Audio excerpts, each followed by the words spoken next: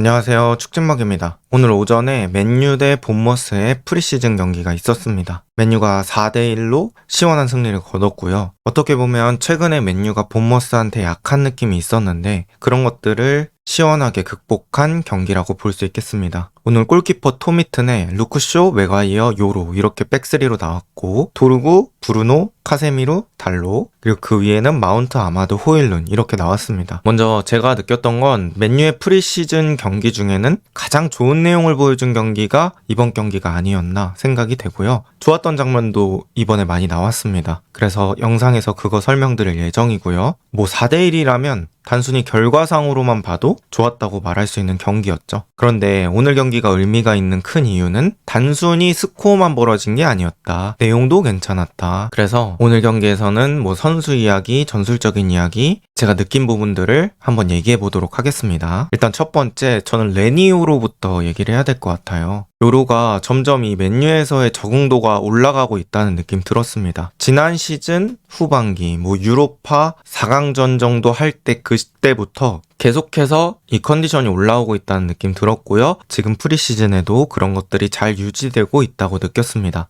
공중볼에서도 좋은 활약 보여줬고 오늘 맨유가 뒤에서 압박당하는 일이 있었는데 그 압박당할 때 앞쪽으로 라인 뛰어넘는 패스도 곧잘 넣어줬습니다. 그리고 정신없는 상황에서 애매한 볼 처리를 할 때 이 반응 속도가 확실히 좋았습니다. 확실히 어려서 그런지 이런 반응 속도 되게 살아있다고 느꼈어요. 지금 왼쪽에 있는 장면이 그런 장면인데 막 경합 상황에서 어딨지 하고 막 공을 찾는데 딱 찾자마자 바로 뒤쪽으로 안전하게 보내주는 그런 장면이거든요. 그리고 이러한 판단이 되게 안정성 있는 안전한 판단이었단 말이죠. 그래서 확실히 이 수비수가 갖춰야 될 기질들을 가지고 있다 이렇게 느꼈고요. 오늘 또 가장 칭찬하고 싶은 부분은 이 공 처리할 때의 판단이었어요. 내가 여기서 공을 걷어내야겠다고 판단이 들면 지체 없이 걷어내고 그렇지 않았을 때 한번 앞으로 패스 넣어줘 볼 수 있겠다 할 때는 넣어주고 또 공 처리하고 나서 이걸 전진 패스로 갈지 지금 그린과 같이 백 패스로 갈지 이런 판단들이 크게 모나는 부분이 없었다. 뭐 수비수니까 슈퍼 플레이를 하지 않는 한이 있더라도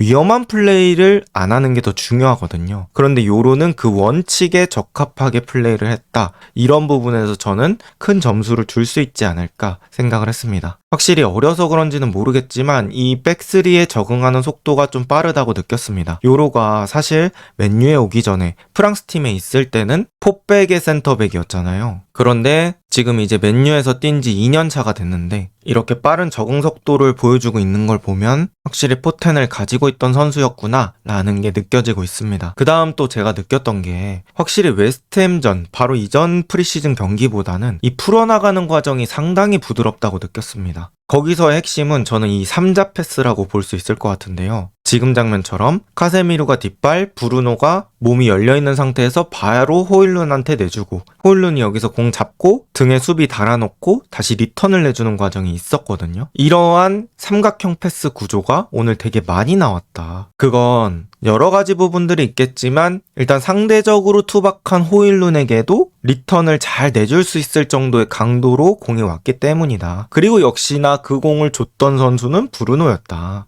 브루노는 확실히 다른 선수까지 생각해서 플레이할 정도의 여유가 있다는 것을 또 알 수 있는 장면이겠죠. 그리고 본머스가 또 프리미어 리그에서는 전방 압박으로 상당히 유명한 팀이죠. 이 이라울라 감독의 전술의 핵심적인 부분 중에 하나가 이 전방 압박. 지금도 보시면 화면에만 본머스 선수들이 7명이 1대1 맨투를 걸고 있잖아요. 이런 거에서 알 수 있듯이 1대1 압박이 굉장히 완성도가 있는 팀인데 이걸 잘 풀어냈다. 이런 것도 충분히 긍정적으로 볼 수 있을 것 같고요. 웨스트햄전에 비해서 백패스의 빈도가 줄었습니다. 그러니까 공 잡았을 때 앞에 줄 곳 없어가지고 다시 뒤로 돌려서 결국에 뒤로 한 칸씩 밀려서 골키퍼가 롱킥 차는 그런 백패스의 빈도가 줄었다. 이것만으로도 경기력적으로 칭찬받을 부분이 될 것 같다 라고 느꼈고요. 또 좋았던 장면, 이제 3자 패스가 계속해서 여러 번 나왔습니다. 그리고 이 3자 패스는 또 의미하는 바가 있는데요. 브루노가 아마드에게, 아마드가 공간 쪽으로 움직이는 카세미루에게 공을 주는데 이 시퀀스에 엮여있는 사람이 맨유는 3명, 본머스는 4명입니다. 그러니까 중원에서 4대3 수적 열세를 3자 패스로 극복하는 과정이거든요. 저는 이런 것들이 쌓이면 결국에 맨유의 경기력이 된다, 맨유의 강함이 된다 라고 말할 수 있을 것 같은데 이 장면 아주 좋았고요. 특히나 여기서 카세미로가 자기가 공이 없는 상황인데 저 앞으로 움직여줬기 때문에 아마드가 패스길이 생긴 거잖아요. 그리고 저는 뭐 카세미로, 브루노, 아마드 상관없이 지금 맨유의 스쿼드 안에 들어있는 선수라면 저 패스 구조에서 웬만한 선수는 다 성공시킬 수 있다고 생각합니다. 뭐 이건 맨유뿐만 아니라 프리미어리그에 있는 팀들의 선수들은 가능한 패스 구조라고 생각이 되거든요. 그럼 이제 관건이 어떤 게 되느냐? 바로 저 패스 구조를 얼마나 감독이 만들어줄 수 있느냐겠죠. 그런 것들은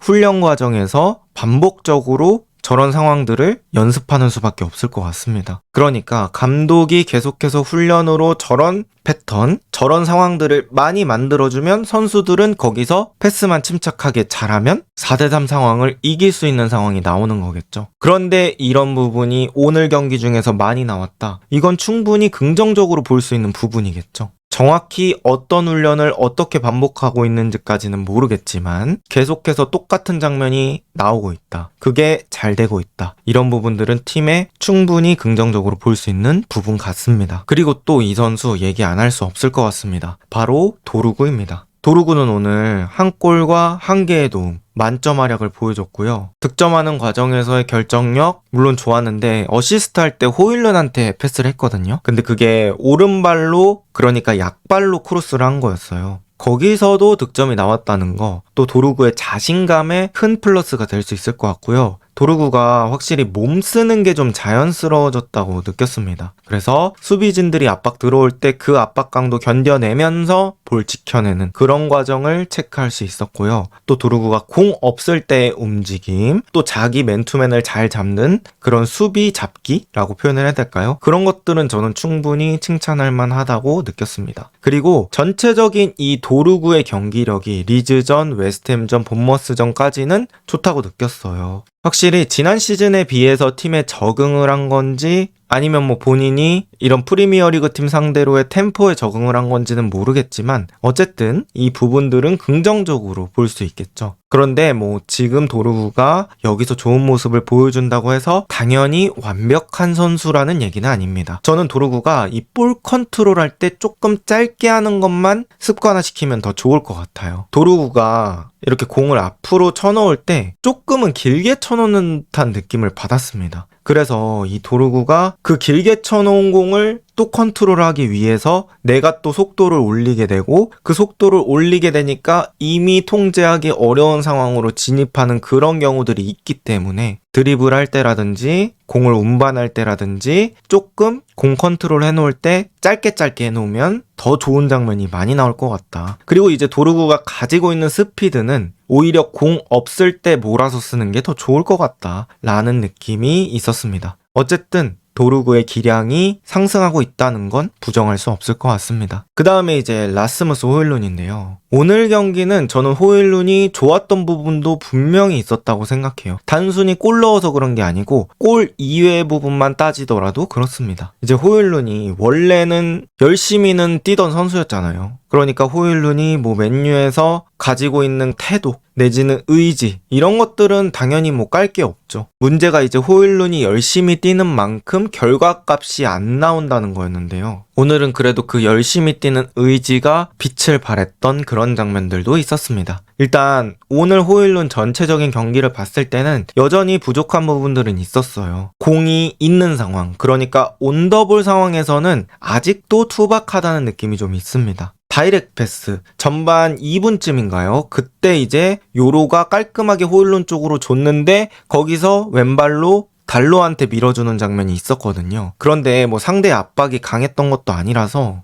편하게 밀어줄 수 있는데 그걸 라인아웃 시켜버리더라고요. 그런 부분에 대해서는 투박함이 분명히 있고 또 공 끌고 갈 때 그냥 아마드 주고 자기가 뛰면 되는데 그것도 끌고 가다가 태클 당해서 뺏기는 장면이 있었거든요. 그런 데서 나오는 이제 패스 타이밍에 대한 아쉬움 이런 것들은 여전히 아쉬운 건 맞았습니다. 또 패스 각도도 잘하는 선수들은 우리 팀 선수가 그 다음 동작 이어갈 수 있게끔 각도를 잘 잘라주는 선수가 있는가 하면 호일루는 일단 우리 동료한테 줘야겠다는 생각이 먼저 앞서는 것 같습니다. 그래서 각도도 살짝 투박한 느낌이 있었는데요. 그거 제외하고 몸 쓰는 부분에 대한 것은 저는 향상이 좀 있었다고 생각합니다. 일단 호일룬이 어깨 끼고 몸 쓰는 부분은 좀 좋아진 느낌이 있다고 느꼈어요. 이번 경기뿐만 아니라 웨스트햄전 포함해서 봐도 저는 그렇다고 느꼈거든요. 그러니까 좀 익숙해졌다고 할까요? 저는 뭐 덩치가 크고 키가 크고 이런 것과 몸싸움 능력은 어느 정도 별개라고 생각하는 부분들이 있거든요. 그들이 더 신체 조건적으로 유리할 뿐이지 꼭 그런 선수가 몸을 잘 쓴다 이런 건 아니잖아요. 그런데 호일룬이 이제는 조금씩 그런 것들을 터득하고 있다는 게 느껴졌고, 후반전에 이 루즈볼 있을 때 그 공을 먼저 발로 터치하려는 게 아니라 그냥 어깨를 쑥 넣으면서 뒤에서 나를 박을 수밖에 없게끔 그렇게 능숙하게 어깨를 넣으면서 파울을 얻어내는 장면이 있었거든요. 그런 거 보고 확실히 이 몸싸움에 대한